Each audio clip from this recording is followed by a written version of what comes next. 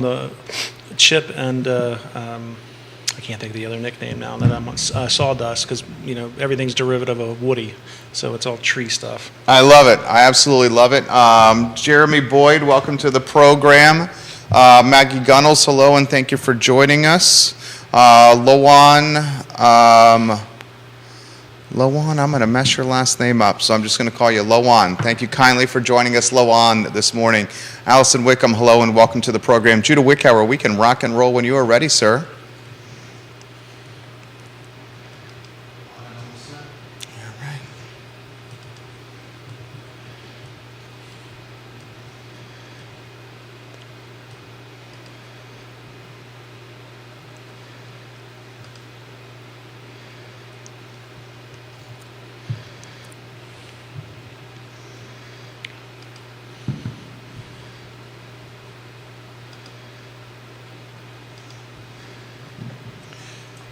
Good Monday morning, guys. My name is Jerry Miller, and welcome to Real Talk with Keith Smith. Thank you kindly for joining us the Monday before Thanksgiving.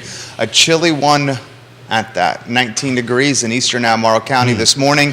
It will get a bit warmer with the U.S. men's national team on the near horizon. They start the World Cup here in Qatar. A lot we're going to cover on today's show with Woody Fitchem, Keith Smith, and I believe Nikki Chambliss will join us sooner than later. Judah Wickower is our director. Judah, if we can go to the studio camera, and let's welcome two very smart guys that are just all around great dudes to hang out with as well. Woody Fitchem and Keith Smith. Good Monday morning to you, Keith. Monday morning. Good morning. It's chilly, and I'm excited about the World Cup, so don't just get started down that road. I mean, the fact that the World Cup is being played during the holidays, that hasn't been done in years, and I'm looking forward to that. Woody Fitchem, I know soccer is in your blood. Your grandson looks like he may be a talented soccer player as well. Every time I see something on your Facebook page, this youngster has a soccer ball at his feet. My friend, good morning to you.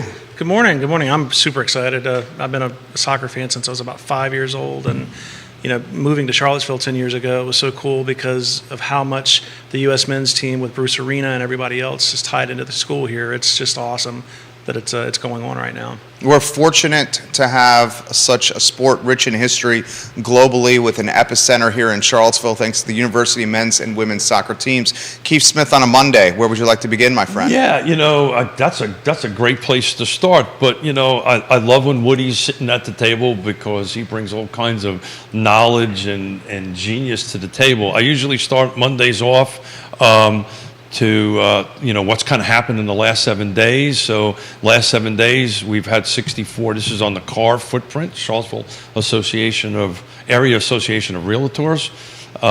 64 new homes came on, 60 went off. And when I get a minute, I'll take a look at what the same week did last week.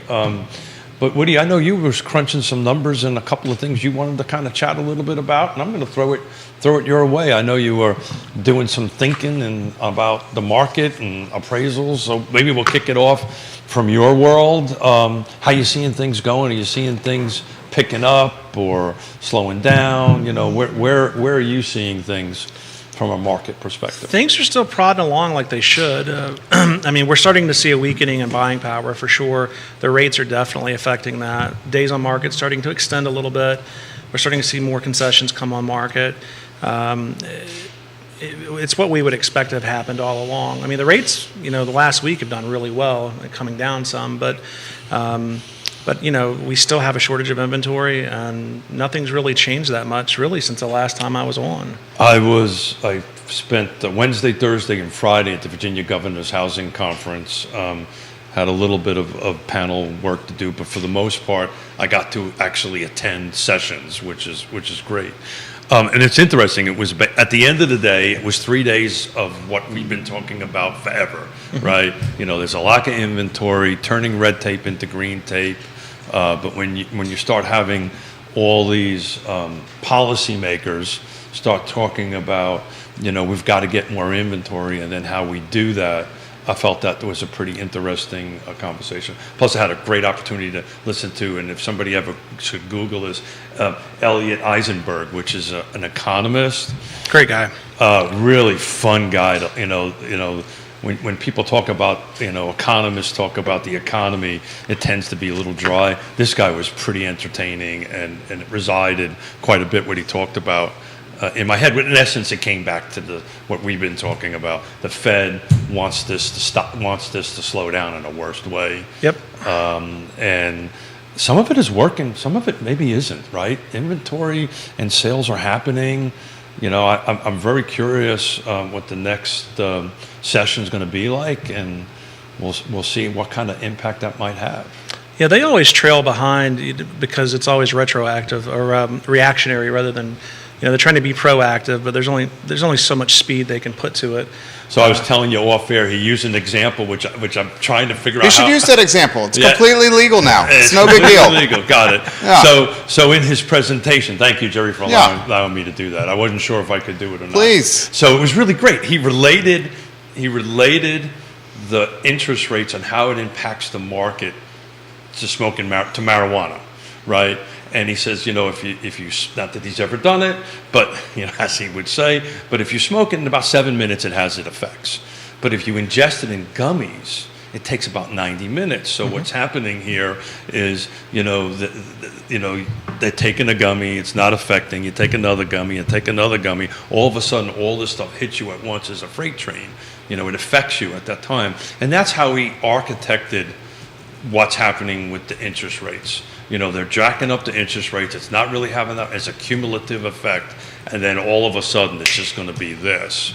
But it was interesting, and I'd love your feed on it. He does not see unemployment going up. He sees a certain sector, like we've been talking about, IT going up. Tech is being annihilated.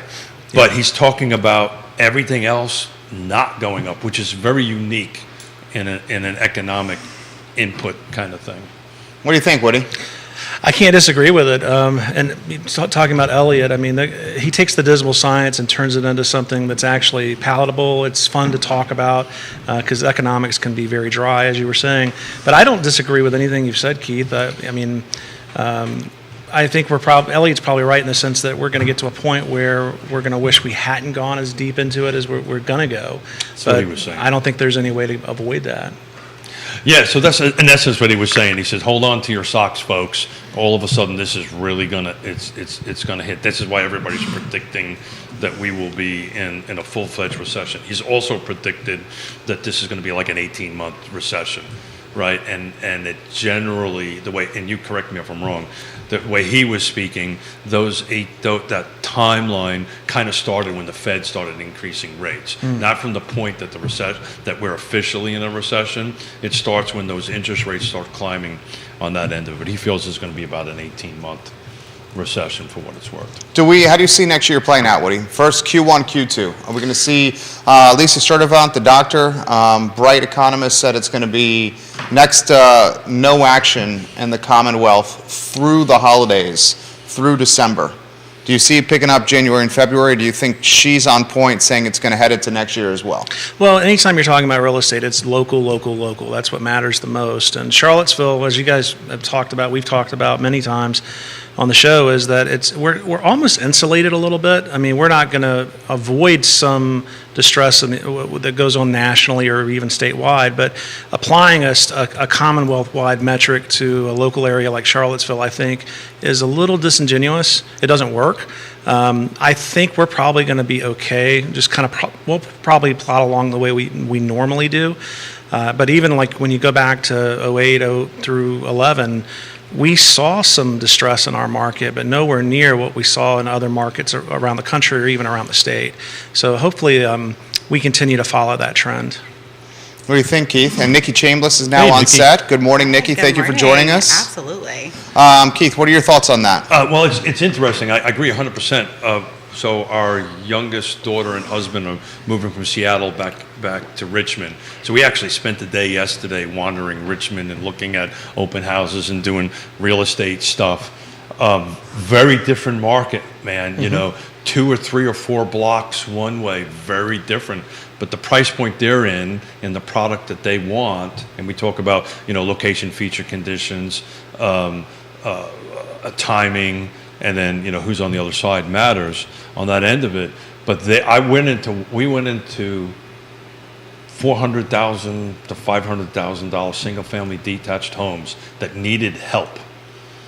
There was lines out the door, and when I got to the real estate agent, they said, look, we've got 5 offers on the table. I said, look, we're just looking, appreciate your time, thank you very much. We're trying to get a feel for the neighborhoods, Right. where we want to go on Which that. neighborhoods were they? Oh, God. I know that Fan. Richmond market well. Yeah, the Yeah. Fan, I'd have to look up on The Fan's always hot. on the Yeah. list. Yeah, to find a single-family detached in the Fan is a little difficult on that end of it, but Carytown by Cary Road.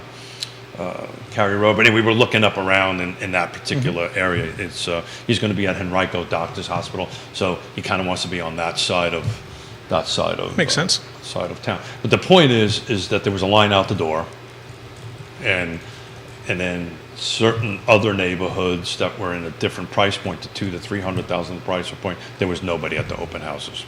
So it's kind of indicative of what the market is. But you're spot on. So before I let Nikki jump in, I literally went back just to look at exact day, November 21st, 2021, because Smith figured out how to do this. We had 82 homes that come on the market. So we're 20 homes less, plus or minus, less than we were this last week. Pending was, hold on a second here, 84, and we're at 60. So that's 24 houses less than pending. So everything year over year, week over week is just dropping on that end of it. Nikki Chambliss, jump in here. Well, and last year we were not having conversations around seasonality or interest rates or any of that, not in the same way. So that impacts us greatly. Inventory is still low, and we're seeing some seasonality come back. We're seeing that rise in interest rates. Yeah, I mean, the numbers make sense. Yeah, and so Woody, we've been talking a lot on the show about this 3-2-1, 2-2-1 scenario. I know you've been looking at that a lot.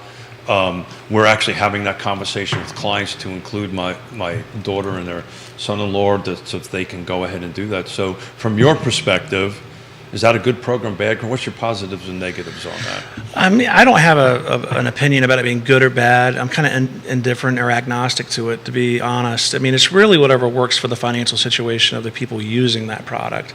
And it's different for everybody. Some people are going to need to do that. It'll work great for them. Other people, it may not be such a great deal for.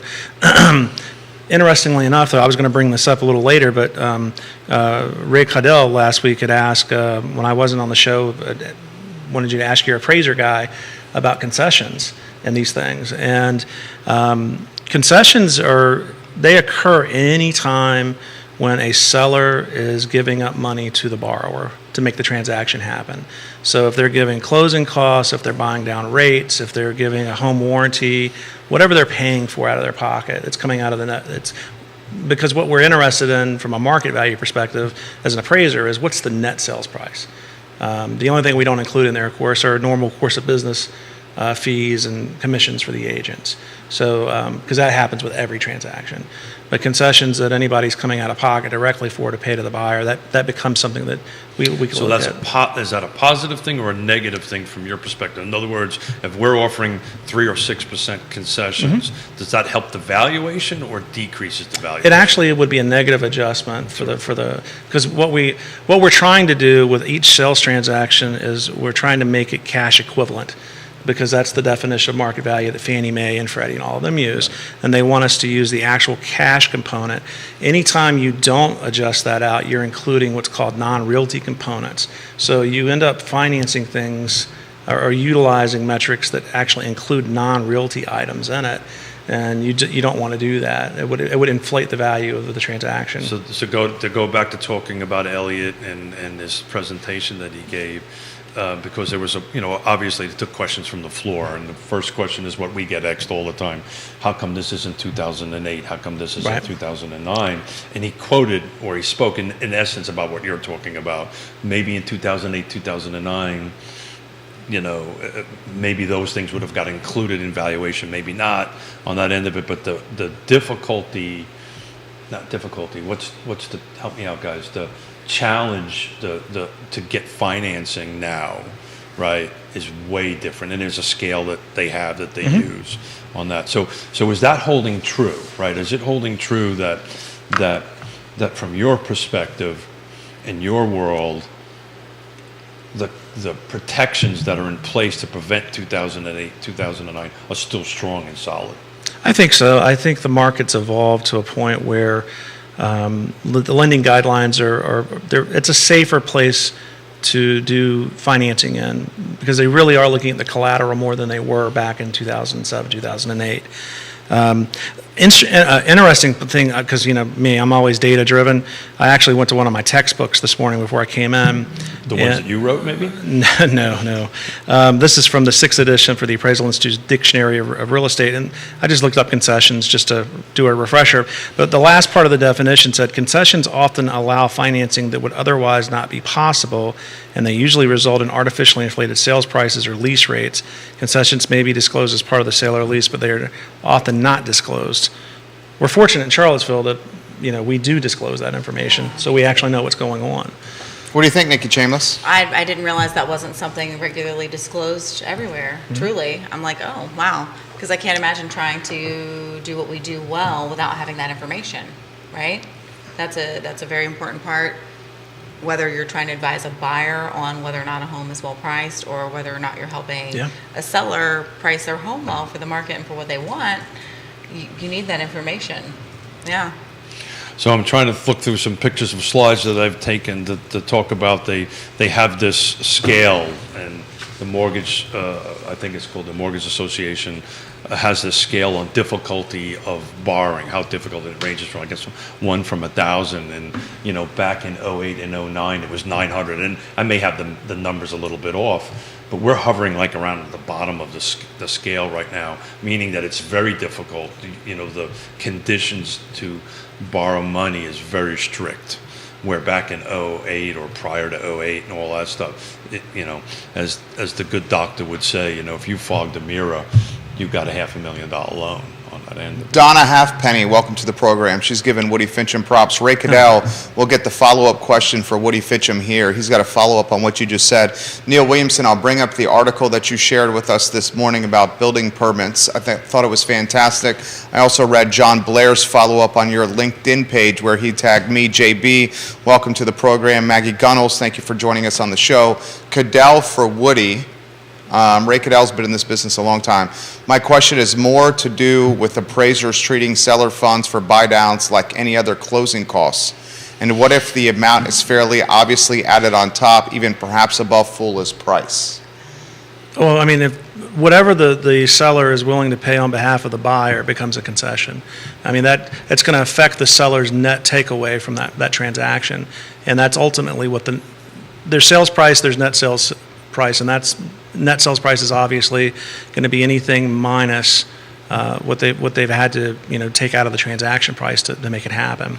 So yeah, it would be a concession. But that leaves me a question for you two, because I'm here to learn too.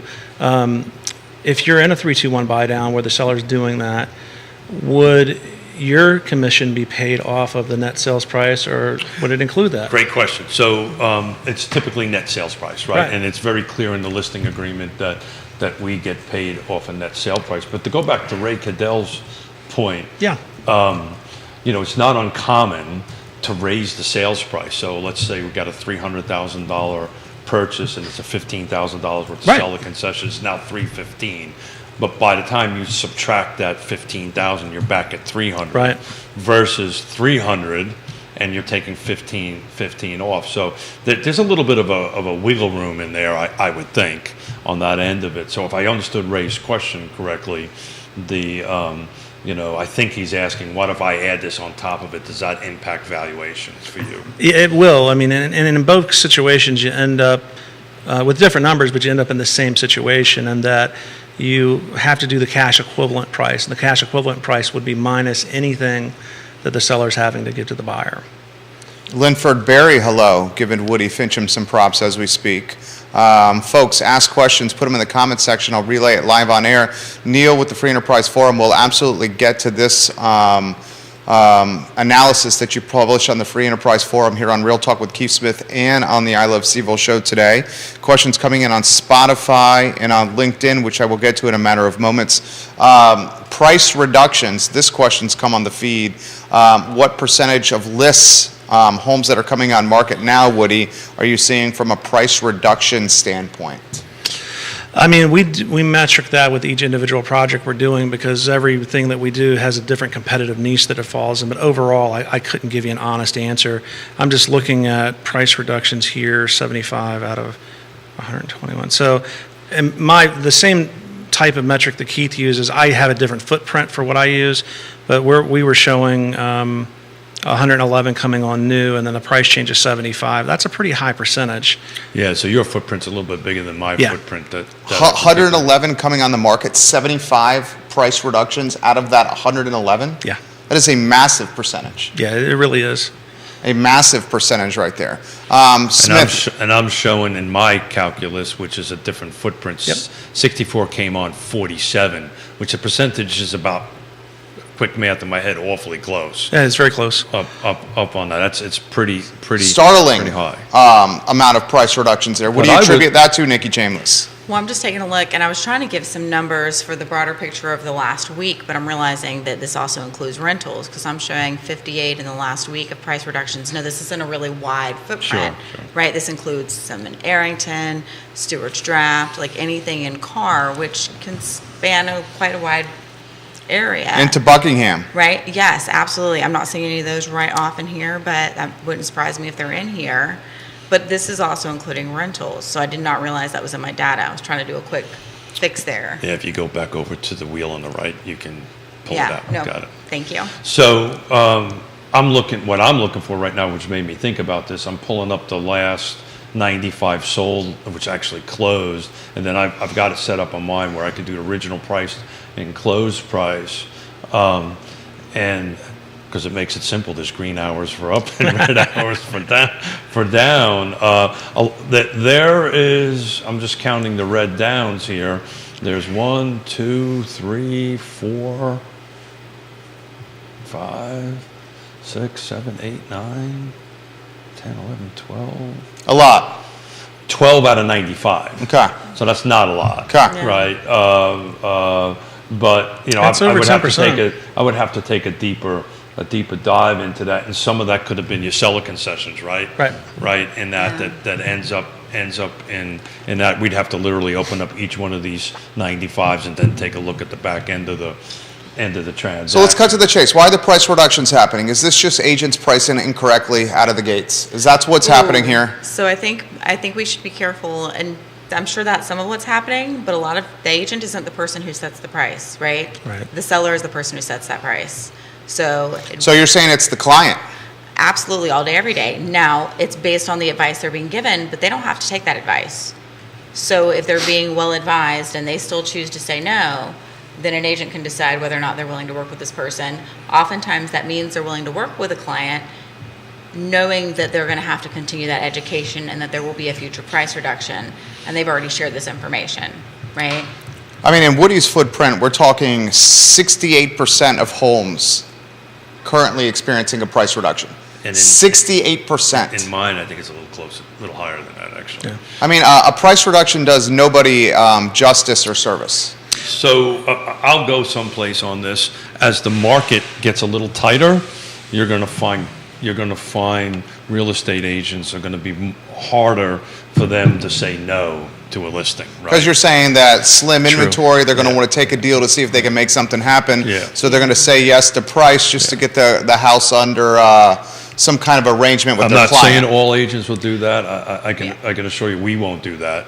But I don't do that yeah, we're not going to. with our business Well, in listings. any market, I think it's hard for agents to say no, especially to a listing, right? And it's not ideal, and learning how to make sure your business plan sets you up so that you don't feel like you have to take that listing is really important. We have a client, we had someone that looked to do business with our business brokerage division, and they wanted to list at $415,000, and we get 10% of that. I mean, you're talking $41,000. And you walked away from it. And I said no. Yeah. Yeah. I passed on that. Yeah. But then they called us back and said, all right, we'll go with what you want. So it's an education process, is what we've been doing on the show for. I think this is I can't remember. We're coming up on 400 on December 2nd, And it's our process is to educate the thing, but we're also independent business owners, right? And we have to make a decision on what's best for our business to go ahead and do this. And it's also, it's part of what I've been saying since this shift is happening. Personally, I'm super excited about this market because this is where the pros show up, right? So you may not, it's like your kid, right? They may not like what you hear, or your forget about grandkids. They get away with anything. Oh, they do. They do. But they may not like what you want to hear, but you got to be honest and truthful with them, what you think you can do. Because on the back end, again, I'm just going to go here. On the back end, if you set the wrong expectations going in, it's just going to be impossible to recover a relationship from that end of it, and you kind of go backwards. The skill of how you do that is a whole different animal. It doesn't really concern me from my perspective. Of course, I look at the market way differently than most agents do, and most brokers do. But I think it's a normal component of a normal market for there to be negotiation going on, for you to, you're feeling out what's going on. You're going to see price change in a normal market. I mean, we've come out of a market where everything sold for more than it was listed for, and that's what we got used to. And now we're back to, okay, I mean, if I'm going to hire an agent right now, I'm going to hire someone that I know is good at negotiating. I sat at the table with three doctors yesterday, right? My son-in-laws and his two friends, trying to explain to them that 3% is not normal. They just assumed it was normal now. Right. They got used to it. Well, they're All also under 35 years old. Yeah. So Correct. for the last decade of their life, which is basically their adulthood, that's all they've known. That's Yeah. exactly I mean, right. that's not a good baseline of. Yeah. I mean, how old is he? 34? Actually 30. Yeah. So I mean, come Yeah. on. He just came into the real Yeah, market. he's now an adult. But the point is, and he's soon to be a father. The point where I was trying to get at is they literally, and to your point, negotiate and trusted advisors. They all sat down because the ones in Pittsburgh, ones in Seattle, and we talked about, of course, real estate because that's what everybody wants to talk about. But they all put this down and they said, "Well, tell me how to do this." Well, put their iPhone let me on. ask this question, and Ray Cadell, we'll get to your follow-up here. We got a lot coming in right now. This topic has hit a maybe a sore point, if you may. The price reductions. You're saying it's customer-driven, is what you're saying. The price So reductions I'm saying are. that the person who sets the price is always the client. So contractually, the Always. seller determines the price. Okay, We so give them here's the question: information. why are 68% of homes having price reductions in a recession when interest rates are floating with 7%? The markets, the indices we all follow are in bear market territory, undoubtedly bear markets. So layoffs are happening everywhere. So I'll speak to this from a 35-year window, and Ray Cadell has it way longer than I've been involved in it. As a rule, as is my experience, sellers are always a little bit slower to react to the market. I was just going to say that. The buyers, right? And so what a lot happens here But is, we've been saying that for a long time. and it takes 6 to 12 months. A long time. It takes a long time for sellers to go ahead and do that. So what happens a lot of times, and you sit at the coffee table and you do it. I know Nikki's team does it. I know we do it. And you sit down and Woody says, well, my next door neighbor sold it 8 months ago for $50,000 over X. And I said, well, that's not today. And then you explain to them why Right. this is the market. And you have to educate them to go and do that.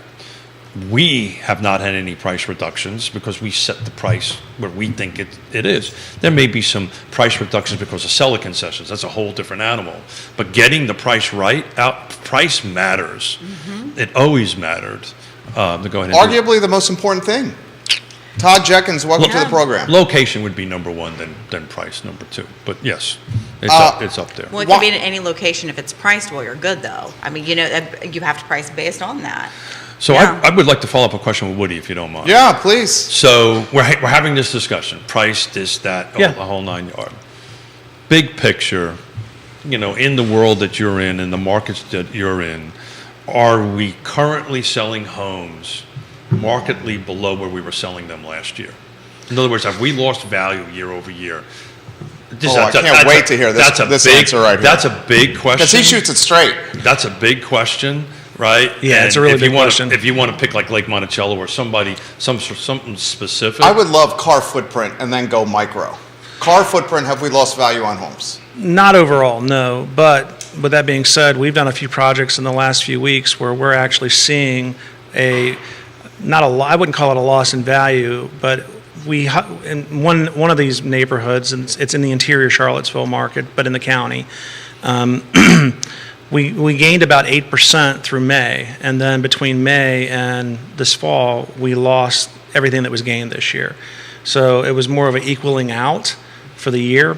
And I think we're going to continue to see that a little bit in some of these markets. And what's really going to matter is, again, competition. Are there other alternatives on the market like what you're trying to buy or sell? And if there are viable alternatives to what's on the market and they're priced lower than what you're trying to transact at, then you're in the wrong price point.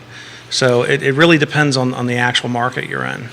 Want to jump in on that, Nikki? Oh, sure. No, that pricing is really important, and you're right. So one of the things you're looking at is not just what the neighbor down the road sold for 3 weeks ago. Right. You also have to see what your competition is. Yeah, active listings are very important right now. They are incredibly important.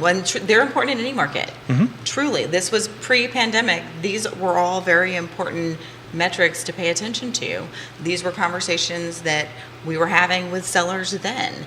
I had the same challenges with sellers pre-COVID life because it was still a seller's market, and they still thought that their home was worth more than what the numbers and the data and the market showed. And time after time, that's proven right.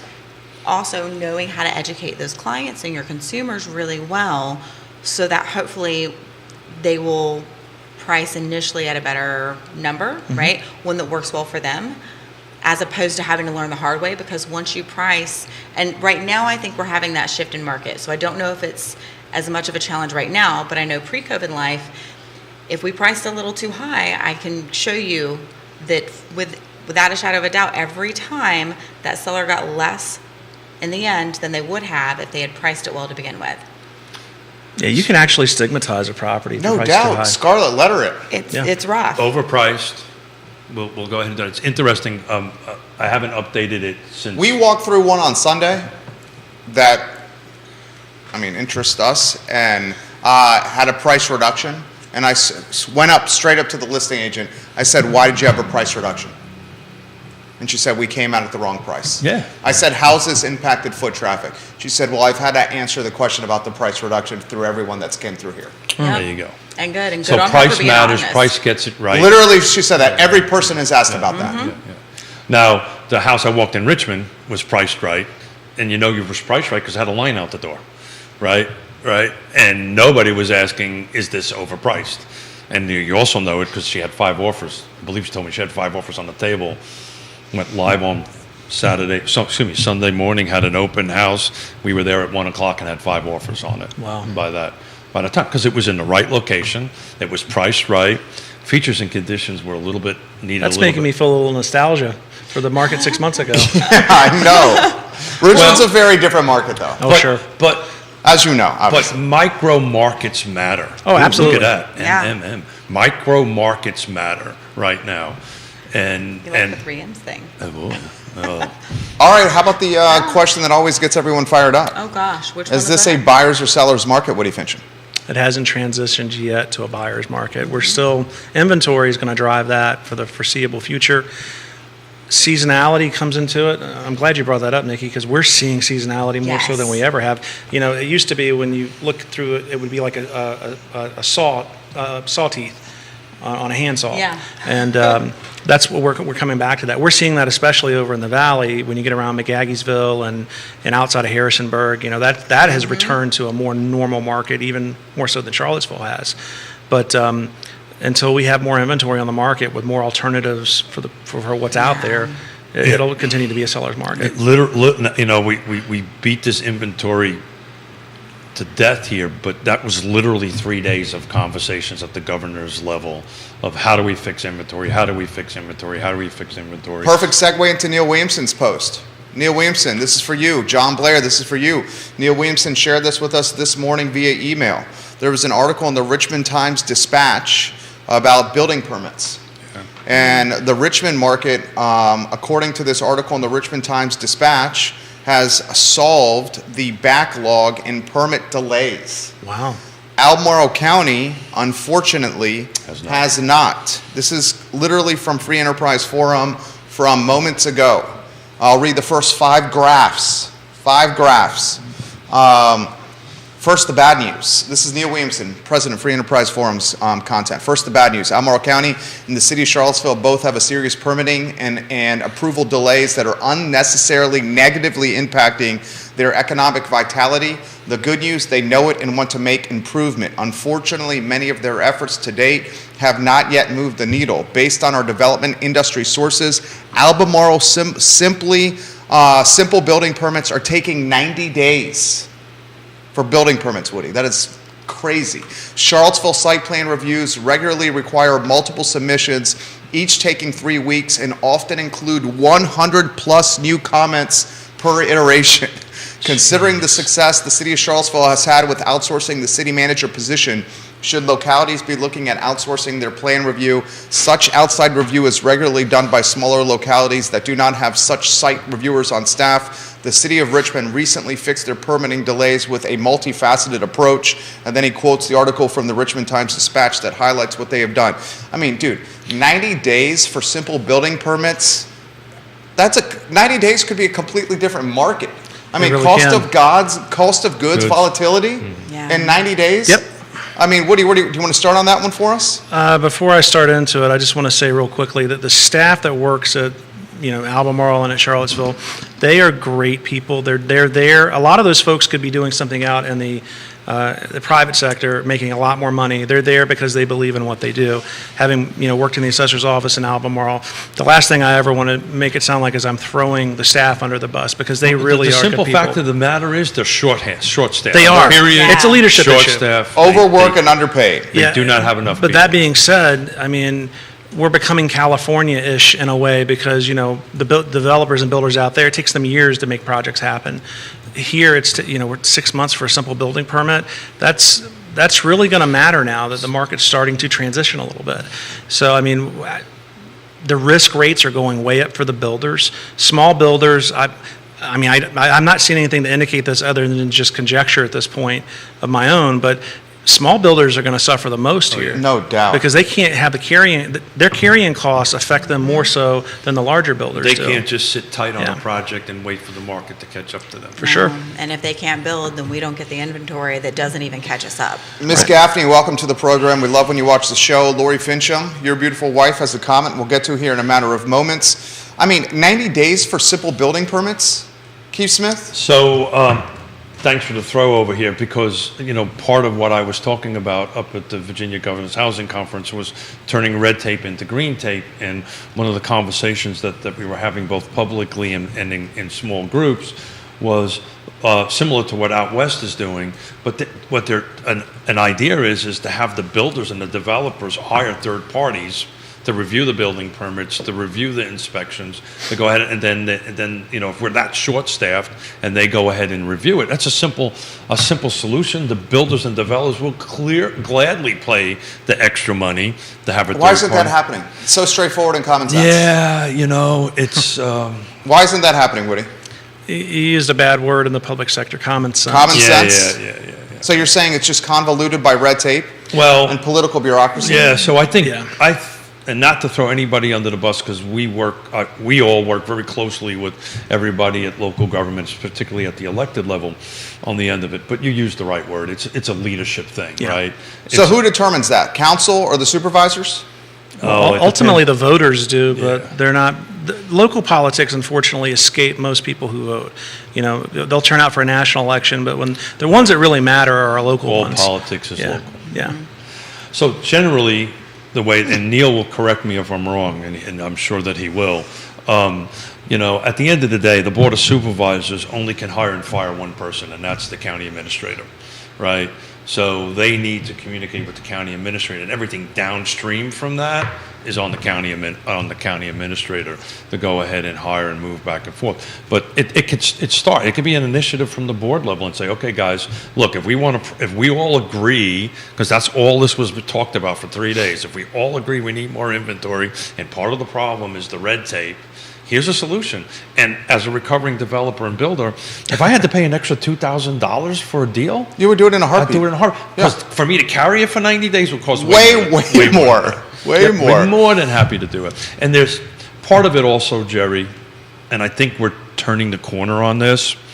There's this lack of trust out there. Let's just call it what it is. Sometimes there's a lack of trust between people that did what I did, that were maybe not so honest and not so trustworthy, that some staff folks got burnt. And so they're going to retract a little bit back to that. It's also the other way around. You know, the builders and developers, you know, constantly, you know, the goalposts are constantly moved on them, right, through the process. So there's this lack of trust, and that's something we're actually working on at the last 3 years with the Regional Housing Partnership to kind of bring these bodies together.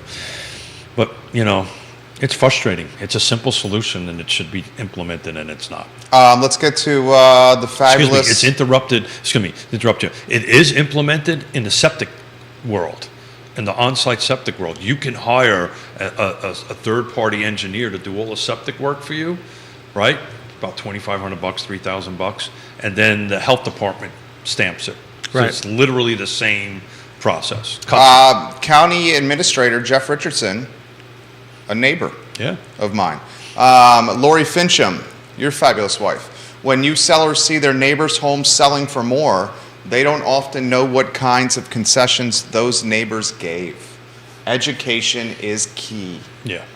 So Strong back, comment right there. It really is. And that actually defines what an appraiser is really supposed to be doing.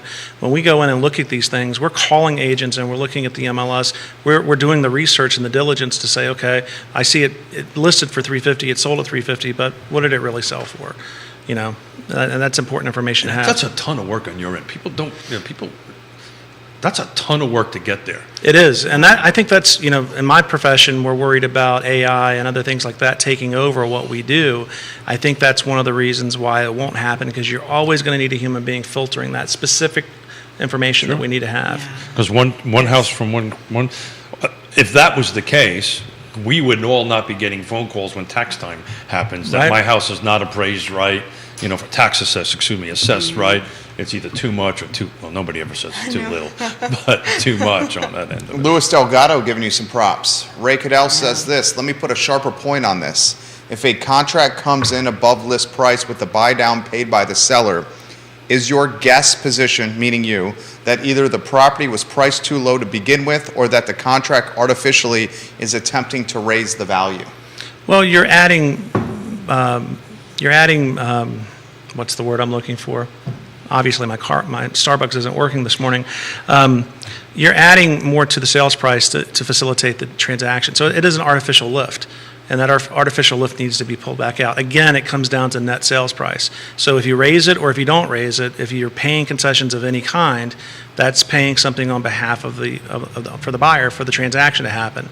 So that means that whatever the net is, removing what's being paid, whether it's added to or not added to. I don't think it's a matter of being priced appropriately or inappropriately.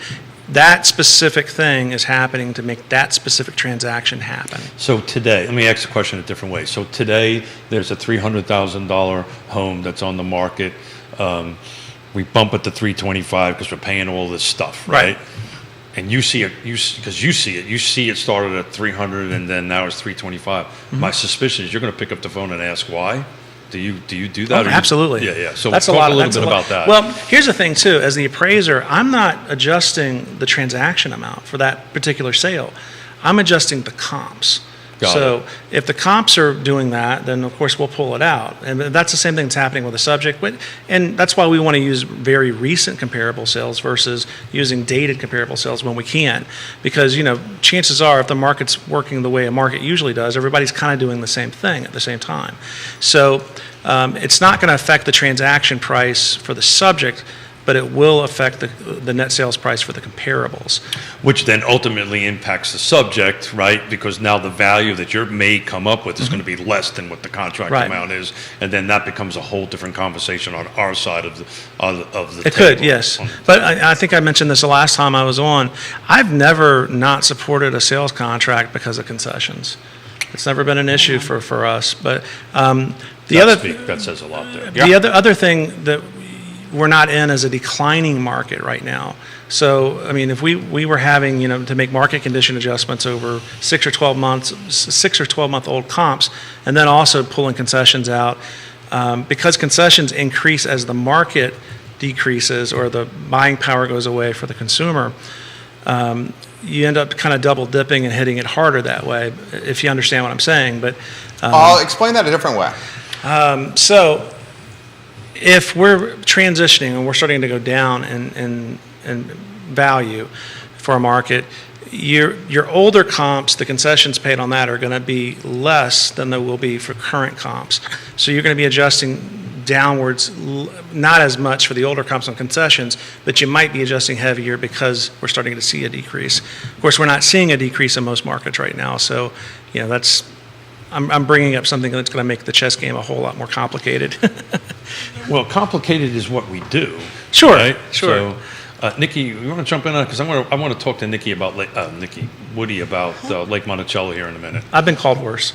Sorry about that. Multiple people are putting on the feed here. Nikki, I don't you know how jump to in. take that. Yeah. Values they're expecting to drop early next year. Multiple folks are saying this. So are we talking week over week, month over month, year over year? Or Right? year over year. Year over year? Yeah.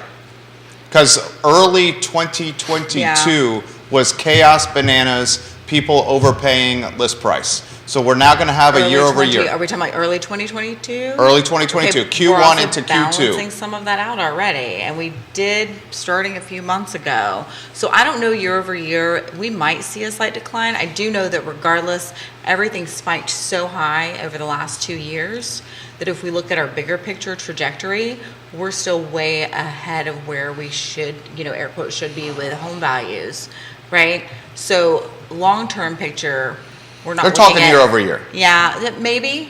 It depends. It depends on your neighborhood. It depends on your pricing. Well, that area, that location, that's where Keith's saying that location really matters the most, comes into play.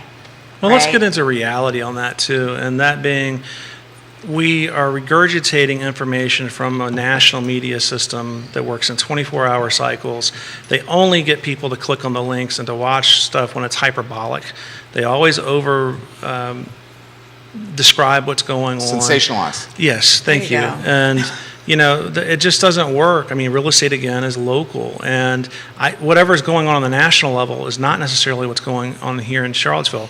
I can tell you, when I was working in the assessor's office, the worst day every year for us in the office was when the progress would put out that the county is either going up this much or going down this much. Because if you lived in Glenmore, your percentage change was way different than if you lived out in Old Trail, or if you live in Farmington, or if you live in Forest Lakes. So, I mean, we would get phone calls from folks that didn't understand how any of that worked, and they're going, well, you took my value down 3%, but it went down 6% last year, according to the paper. It's all relative to the market that you exist in. So if I could tell the consumers anything, it's to stop digesting what the national media is giving you, because that stuff is poison. There you go. Well said. Keith? So I'm just running some quick Lake Monticello numbers from 2019 to now, just to kind of talk about that a little bit. I take the time, and we all do here, but I read all the economists' data, and I'm going to go back to the one that I spent the day, we were up in D.C. Look, the reality of it is nobody's predicting reversal in appreciation. We're just not doing double-digit appreciation year over year. It may be single digits. It may be something more attuned to the 3%, 4%, 5%. That's kind of the historical norm. Right. That being said, these same group of people said we were never going to get over 4% 30-year mortgage rate.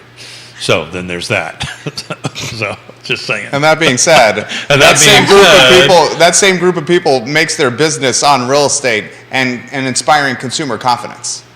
Let's cut to the chase. So it's really interesting. I mean, we're a sophisticated consumer here. I'm going to probably get myself in trouble more today, and Nikki's going to kick me under the table. I can't reach. You're safe. But it's interesting. So Dr. Lisa Steravent is very direct. Lawrence Yun with NAR is not so much, right? He's a little bit more rosier about what's going to happen. His position requires that, though. Yeah, Yeah, that's he's a politician. so that's he's a politician. That's the difference. And He's a brilliant economist. oh, without a doubt. And he's basically saying the same thing I'm saying, is it's going to be of the lower number. Dr. Lisa Sturtevant was a little bit more Eisenberg. She was bearish. Yeah, Eisenberg was, well, no, she's just saying between now and the end of the year is going to be like a very minimal sales thing. Her 2023 projections are not bearish, but they're in very low single-digit appreciations on that end of it. I love it when you two start throwing back bullish and bearish. Yeah, absolutely. Yeah. I mean, she basically said there's going to be no movement for the rest of the year. Yeah. I would say that's the definition of bearish. But to Woody's point, that's more, and Nikki's point, that's more normal, right? More normal. Yeah. Usually, the week before Thanksgiving till after the New Year. I mean, you tell me, is it normal that you normally slow down in your business at that end of it? Yeah, we right around Thanksgiving and right around Christmas, I'm always panicking because we've had a delta change from month to month that isn't in the positive usually, but we're still making money, and that's the thing. We're more normal.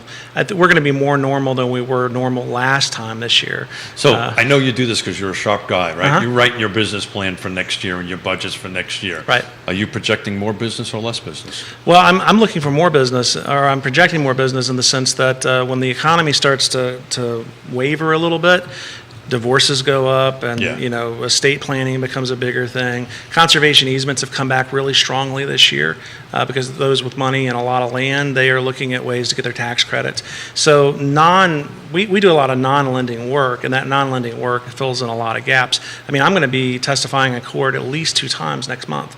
So I mean, that's with divorces. 90% of the time it settles. We never go to court. It's got nothing to do with me, right? Oh, no. Okay, good.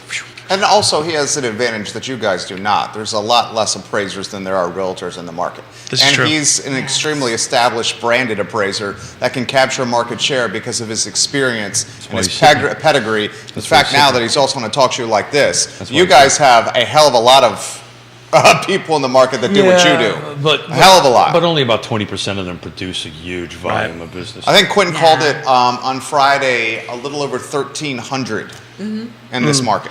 But understand that of that 1,300, over the last 3 years, a very large percentage of those 1,300 have had no transactions to at most 3, right? That's a very large group of those people. So I used to, in 2008, I invested into a sunglass business. Was the owner. It was called Hollywood Shades on Ivy Road, next to the Papa John's and Foods of All Nations in the University Shopping Center. Put $30,000 into this business, me and another guy, and we had a general manager run it on our behalf. 2008 was one of the very difficult time to sell $500 sunglasses. Sure. And when we launched and created the business model, you know what we said? We said the folks on the downtown mall that were selling the $10 sunglasses in the stands outside on the downtown mall, like the tables that are not in the Yeah. storefronts, Oh, we know. on the downtown mall. We're like, no, they're not competing with us. They're selling $10 sunglasses, $15 sunglasses. That's not competition for Versace, Louis Vuitton, Ray-Ban, Coach, and the sunglasses that we were selling. We found out very quickly that $15 sunglasses compete with Versace Absolutely. and Louis Vuitton and Ray-Ban. And the agent that might be doing 1 or 2, 3 deals a week is still eroding market share from you. Sure. So we're talking and you. about That's 1 fact. to 3. No. So 1 to 3 over 3 years, they're not the competition. You're comparing someone in sunglass business full time with someone else in sunglass full time at different price points. I'm talking about somebody who sells a pair of sunglasses on Facebook Marketplace versus someone who has a brick and That's a fair mortar point. store. That's not the same comparison. You know what I mean? Well, the whole market, our industry's completely changed. Brick and Oh, mortar's yeah. not there. Well, But- no, but I was talking about for apples to apples comparison in this concept. So there's- Agents that do 1 or 2 deals a year are still taking deals away from agents that are doing 30 deals a year. And this is why, Still not I've an apples to added apples this. comparison, and I said over 3 years. I've added this 6th feature, right? It was location, price, features, conditions, timing, which is everything. And who's on the other side matters. It's more now Oh, than for ever because you need, they need 2 skilled folks on either side. But I want to go back to Lake Monticello in numbers, right? Got a lot of comments coming in too. Got it. So let me just get this out there, and it might help some other comments. So Lake Monticello, I tend to look at this a lot simple because it's 45, 43, 4,400 homes, one thing. They're all pretty much the same, single-family detached. 2022, no new construction. I dropped that out.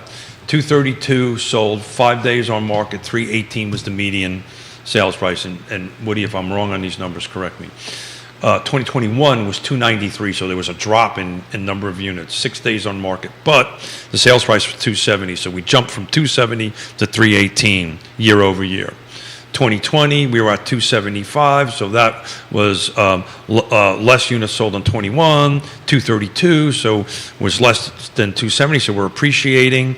In 19, there was 252 units sold, we're at 224 medium, so medium sales price. So 19, 20 was a pretty narrow gap, about 10 grand.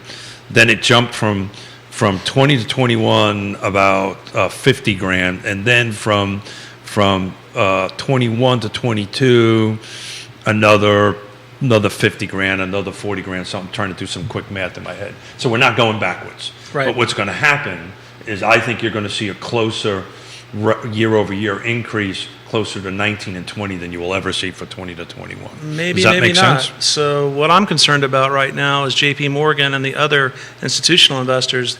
I mean, JP Morgan just announced they want 1 million single-family units to be held. They want to build whole single-family communities where they own every unit in the community, and they're going to use it for portfolio rental. And I literally just got chills up my back. Yeah, it scares me too, because that's going to make home ownership less of a right and more of a Inventory is privilege. a problem.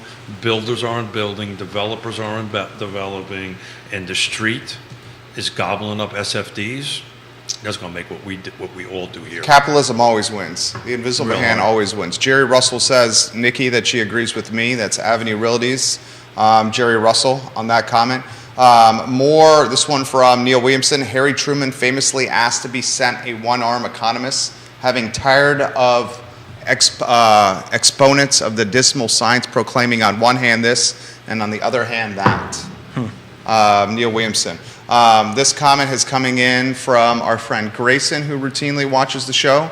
And Grayson has said this: if you're saying that inventory is going to go down and rates are going to stay relatively where they are, wouldn't we expect potentially values to go up next year because there's not enough potential inventory? Please address that topic. Sure, and I think Keith and I and Nikki have all said this multiple times, in that values going to continue to go up if things stay status quo, but they won't go up in double digits. They're going to go up, in the lower single digits. So I'll add to that because I'll explain exactly what I explained to my daughter and my son-in-law when we're looking in Richmond. Where matters. So much. Certain neighborhoods will decrease in value. The neighborhoods that everybody wants to be in will increase in value, to Grayson's point, because the inventory just isn't going to grow. And evidence of that is a line out the door on Sunday. And then the house that was not in such a desirable neighborhood, there was nobody there. Yeah. Right? So, and at the end of the day, it was the same square footage, 3 bedrooms, 2 baths, single family detached. From a building perspective, it was about the same conditions, same features, same everything. It was all about the location. Meredith Young, welcome to the program. Keller Williams Alliance is Meredith Young. New to the game and real estate. Enjoy seeing you around school with your youngsters. Guys, let's talk about this right here. The small builder. How does the small builder, this is a good topic and good question and comment that's come in. How does the small builder survive the next 12 months with the cost of goods increasing, with his debt service increasing, and with limited buyers out there? I would not want to be a small builder right now. I mean, Thank you, Spencer. my family has a contracting background too. My brother's a Class A contractor. My father built as well. And small builders will actually start taking on work at a diminished profit, sometimes no profit at all, just to keep their people busy. And that's a hard spot to be in, because you're, as the owner of the company, taking the brunt of the damage there, just to make sure your people can work. Because if you don't keep them working, what happens, Keith? They go work for somebody else. I've been down this road more than once. Yep. Yeah, then what happens is they go work for Woody, and you'll never get them back. Yeah. So The small builder we're repping, we helped him pivot into home remodeling services. And the home remodeling services, interestingly, have a 3x margin of what new construction, sometimes 4x margin of what new construction is done. And as the Sure. homeowner stays in the house longer and longer, they see the warts on their house get worse and worse. So they're more apt to use a HELOC to fix those warts. And then So- from a builder's perspective, it's even better because some people want to work in a renovation environment less than a new construction. Because it's inside. You're outside. in the winter. Yeah, Right. absolutely. You're outside the elements. You're generally getting paid a lot more because the project is a lot more expensive on that end of it. But you're 100% right. You know, what happened in 2008, 9, and 10, it was just an evisceration of trades. Right. They just vanished. Well, the lenders would not lend money. I mean, No. they got all those funds and then just decided, well, we're going to keep them and we're not going to use them. So you gave me chills. Now I'm getting chills back up my spine. Been down this road before on the end of it. But to talk more about the small builder end of it, the best advice I could give a small builder at this point, to Woody's point, I know that's the default, right? The default is, okay, I'll take less money, I'll take greater risk, right? Right. Just to keep people busy. So if this changes, and I've been through this drill before, and a lot of this stuff you can't control as a builder. And I know it's hard to lay people off. It's hard to go through down that road. My encouragement is look at this thing from a very altruistic perspective on your budget, on your balances, on your contracts, right? Don't get emotionally involved in it on that end of it. Altruistic means charity. Yeah, I know that. I thank you for smiling. I realized Yeah. I said the wrong Yeah. word after I said it. But remember, there's Keithism, so there you go. But thank you very much for correcting me on that end of it.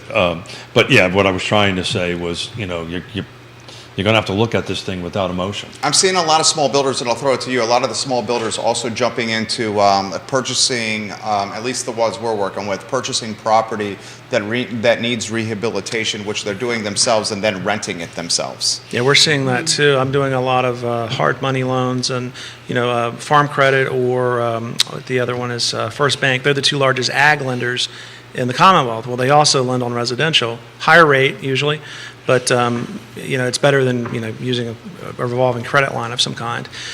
What I was going to mention to go with Keith also is that I would think, and of course don't take builder advice from me because I'm an appraiser. I can just tell you what I've watched over the years, the 25 years I've been doing this. The rates are getting back to a level where rehab loans are going to become a thing again. 203Ks, home styles with Fannie Mae. Look into those and understand how they work. I mean, if you've got liquidity in your business and can do a draw system where you're on a draw schedule with a bank, the 203K works out really well for you. And we're going to start seeing, as properties, when you get into this market where it's moving towards a buyer's market, condition matters way more than it did even 6 months ago. People would buy a halfway a property that has, like you use, Keith, has a lot of warts on it, but they wouldn't pay any less for it because there's no inventory. Now that's changing.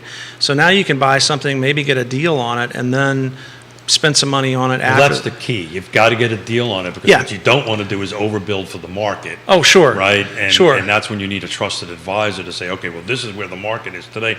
That's almost as bad as going into a market overpriced Yeah. on that end of it. So, and that, again, this is a conversation I'm having with my daughter and son-in-law, the exact same thing. I've been around construction all my life. Sure. Dad, I can do this, right? And I said, look, honey, if you're paying this for this in this neighborhood and you put X in it, you've just overpriced it. It's going to take you years to catch up with that. Well, when you're using a 203K or a home style, there is an appraisal involved, and the appraiser does an as-is value and to be completed value, sorry. So they do a real value of what it is right now and then a hypothetical value of what it would be right now if it was in the condition that it's going to be in when it's rehabbed. And that essentially creates what's called a feasibility analysis. So, you understand what is the contributory market value of all these improvements you're going to do. So if you're going to try and put a $90,000 kitchen in a $200,000 townhouse, your appraisal, it shouldn't make it unless you're buying at $100,000 below market when you buy it. What do you think, Nikki? I think I'm not jumping in right now. Sorry. My brain was in 5 different places, and I just couldn't. Well, I used the wrong word, so I know. you can jump in anywhere, any place that you want. Late, How do we I've had fix enough this? How do we coffee. fix it? How do we make things better? How do we optimize this?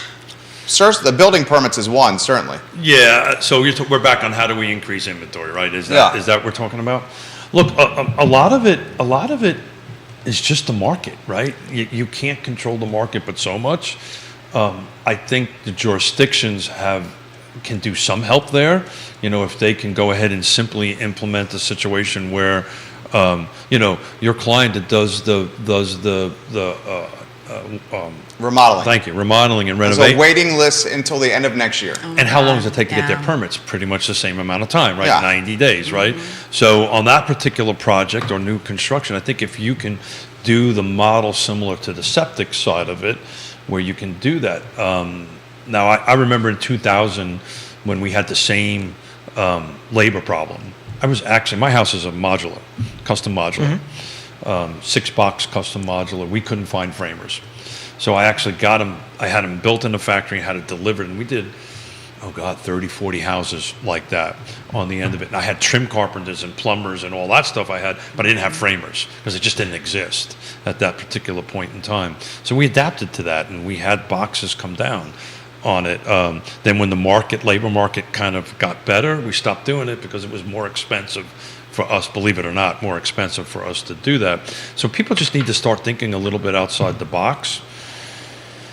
But man, I think everything that I'm reading, inventory is going to get tighter and tighter and tighter, and the buyer pool is going to stay deep.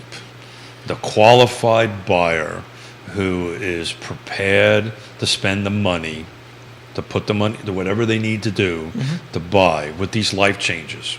Yeah. Husband and daughter and son-in-law having a baby, they need a house. Sure. These life changes are going to happen. It's going to be hard, but you need to skill folks like Nikki and her team to navigate it. Well, and this is part of some of the conversations we've had before of people have been and are going to probably continue to stay in the home they're in for a little longer because of this inventory shortage, right? And they're just going to need to hire people and be on the year-plus waiting list to make the space that they have work. In the same way that we've talked about buyers needing to maybe adjust, hey, maybe your next home needs to be a stepping block and not your forever home because what you really, really, really want doesn't exist, and also you need a place to live. Very well Right? said. Very well said. So what's maybe not encouraging, the same questions that Jerry just asked us was being asked at the Virginia Governor's Housing Conference. How do we fix this? The people that are making the policy are asking everybody, how do we fix this inventory? That's not a good place to start from. I mean, maybe what you start with, hey, elections matter. Yeah. And you got 3 spots on the Board of Supervisors and 3 spots on City Council coming up in less than a year.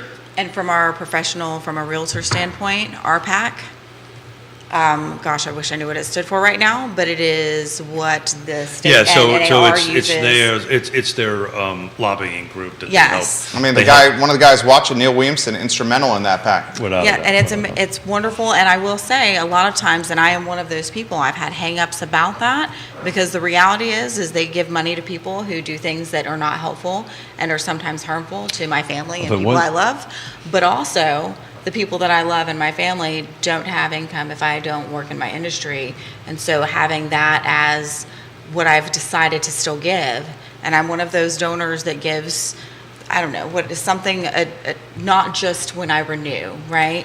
I give a Realtor monthly Political amount. Action Committee. Thank you. We One of these just, days I'll remember that. But it's really important. I'm in this year's class of the Pat Jensen's Leadership Academy or whatever they're calling it. Yep. And we just spent a Jensen whole Leadership day. Academy. Yeah, it's an awesome program.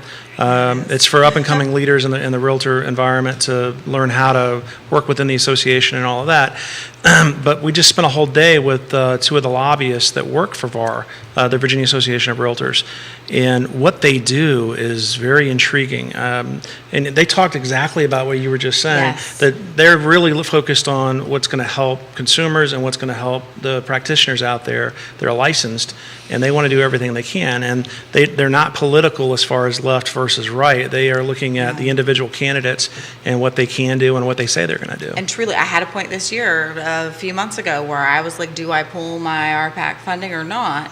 Because there are certain things that are in action that harm my people. Sure. Like what? Right, I don't know that actually, you know what? Yeah. So my family is full on queer, LGBTQ, variations on that spectrum.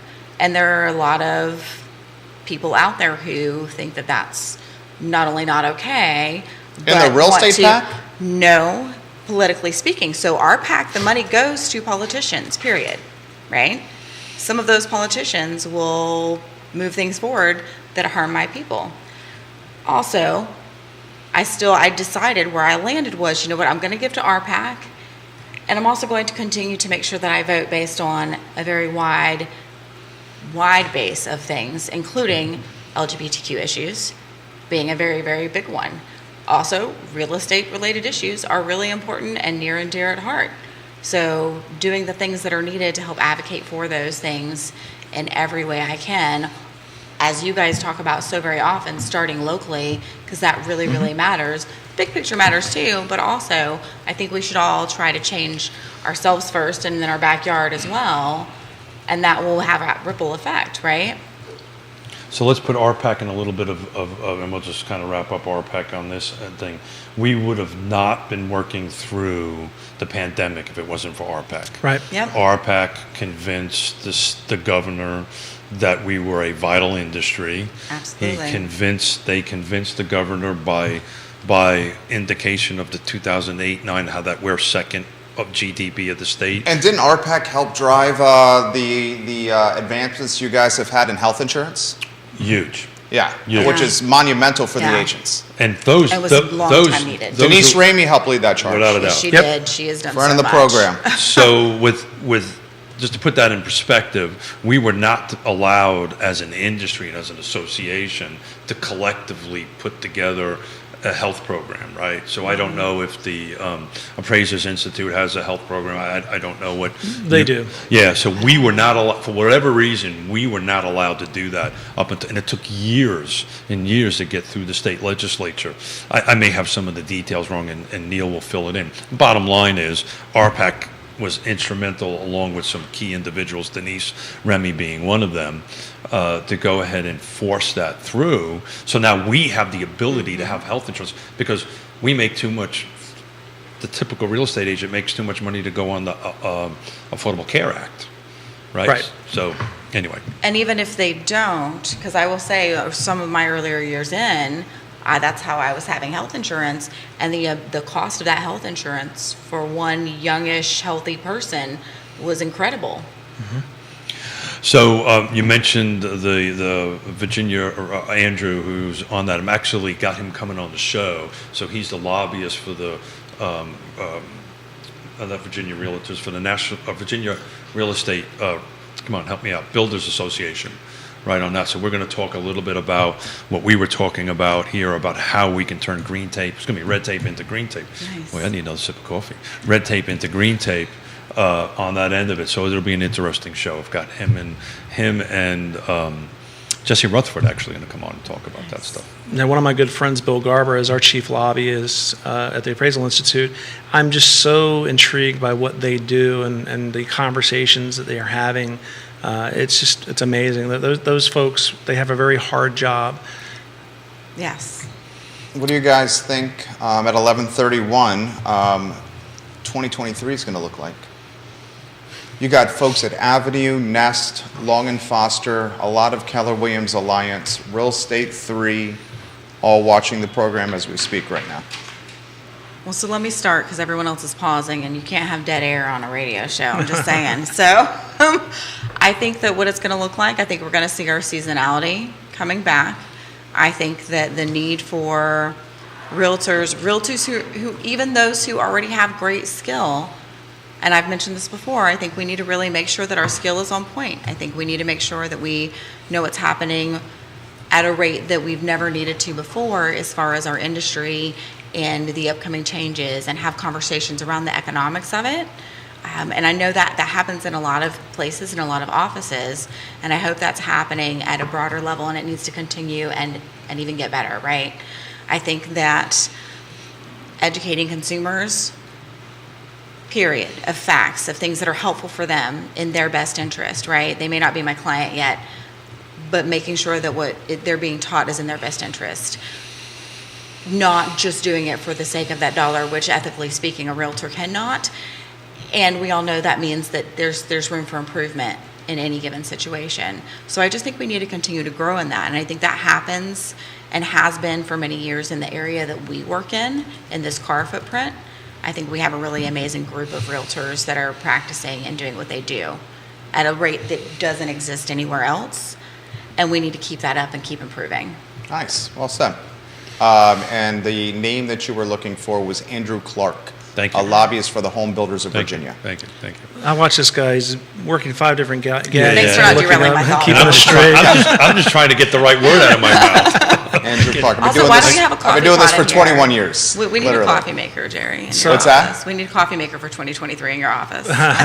Just bring it with me. I know. Yeah. I'll add in, and I'll talk about it from an appraiser's point of view. I think it's more important now than ever that the appraisers that are out there doing all this work for the mortgage transactions actually know what they're doing when it comes to market analysis. I'm still seeing a lot of reports that I review where it's obvious the market's either going up or going, whatever it's doing, and then the appraisers are marking it as stable, or they're not making any adjustments for difference in a 12-month difference between when something sells and now. That's honestly, it's dangerous for the public trust because it's ultimately the public who ends up bailing out these banks when they go under, when they have bad paper. I'm hoping that we see more folks getting involved with if they don't know how to do it, that they learn how to do it, because it's not that hard to do it. But I mean, any good appraiser out there, like any good agent out there, should be able to look at their market data and almost understand to the day what the market's doing. And if you don't understand that, then it's what I see in our business often from the appraiser side is that you might have been innovative 20 years ago, but you're no longer innovating. You've stopped evolving, and when you can't evolve as the market evolves, you're not really doing anything other than filling out check boxes and signing a report. You need more than that in the appraisers that are out there working. And I think, to Nikki's point, we're going to see a lot of agents and appraisers decide if this is really something they want to do next year. I think when it comes time to renew everybody's dues, 100%. You're going to see a whole Yeah. different world. Yeah. We've had a couple realtors approach us about doing sales for our business. Yeah. Oh, interesting. This business, Yeah. literally. But we're seeing more real estate agents that do residentially most of the time are now trying to transition into commercial, because commercial's still going pretty strong. Yeah. And it Yeah, usually I see commercial backing off. It next is, year. because it Yeah. trails residential by about a year or Yeah, so. next year, commercial is going to be. But it's very- low-hanging fruit at the moment, and they yeah. see it as something they can get into, which is really dangerous because it's a completely different beast. It's the Oh, yeah, Wild no West doubt. is what that is. Well, it's not necessarily. I do enough of it. It's not necessarily. You want to know what the Wild West is? Business brokerage. Yeah. That right there is Yeah. the Wild West. Very, very good because point. Yeah. because you're not selling like a tangible piece of property. You're selling a business, and most There's no markets. associations, there are no codes, Yeah. and you're No literally codes. selling a P&L. Actually, there is an association. For business brokerage? Yeah, American, Locally? it's national, American Society of Appraisers. Well, They have a very going nice. concern division. For a business brokerage, Yeah. interesting. And yeah. I- learn it's- something every day. It's absolute chaos out there with that, especially right now. And to Nikki's point, commercial is like that because the caveat about that is some are real estate agents, like licensed real estate agents, and some are realtors. And realtors, we have ethics, a different thing. But Right. look, to wrap up the show, Yeah. so my prediction for what it's worth, Woody, we're all agreeing we're in a normal lull, right? We're seeing the normal low in the market. When do you normally see the next normal low? Is that like midsummer, right? Like a July, August kind of thing? I think when we get to April and May, if we're starting to show a strong lull then, that's too when I early. start to get That's too concerned. early. Yeah, I don't think it's going to happen. So no. you kind of went, Woody, exactly where I was trying to go. I think what you're going to, I'm going to stick to this and see how it goes, and we'll find out in May or June when we do the show and run the numbers. But I think certain locations are going to suffer. Sure. Other locations are going to just keep on rocking and rolling. And, Well, functional utility becomes the issue there. You know, explain that for a second. So functional utility in real estate is, you know, what utility does the property serve, right? Right.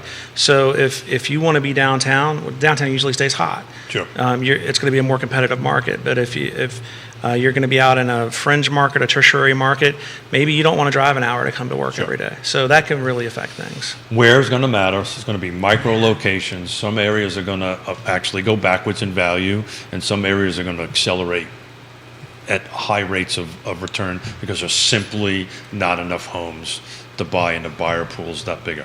So I just think, you know, you're going to see some areas are going to be seller's market and some areas are going to be buyer's market. And I think that's where we're going to end up. Keith Smith, Nikki Chambliss, Woody Fincham. This show's been dynamite. Easy to host, 11:40. So we went an hour and nearly 30 minutes Thank you. Without a Yeah. commercial break here. I Love Seville Network today, presented by Keller Williams Alliance, Yes Realty Partners, and Fincham and Associates. Real Talk with Keith Smith. All the shows archived on. Viewers and listeners, if we did not get to your comments, we will save them for the following week. Real Talk with Keith Smith is off till next Monday. There you go. A week from today, 1 week from today. Judah Wickhauer is the value director of the program, the network. The I Love Seville show is up in approximately 50 minutes, guys. Have a good morning. Thanksgiving, everybody. Awesome, yeah. Nicely done. You can tell us when the mics are off. Are y'all all doing turkey? Very well done. Yes, we are absolutely doing turkey. We may do tacos. I've just decided. I don't know if I want to do a burger.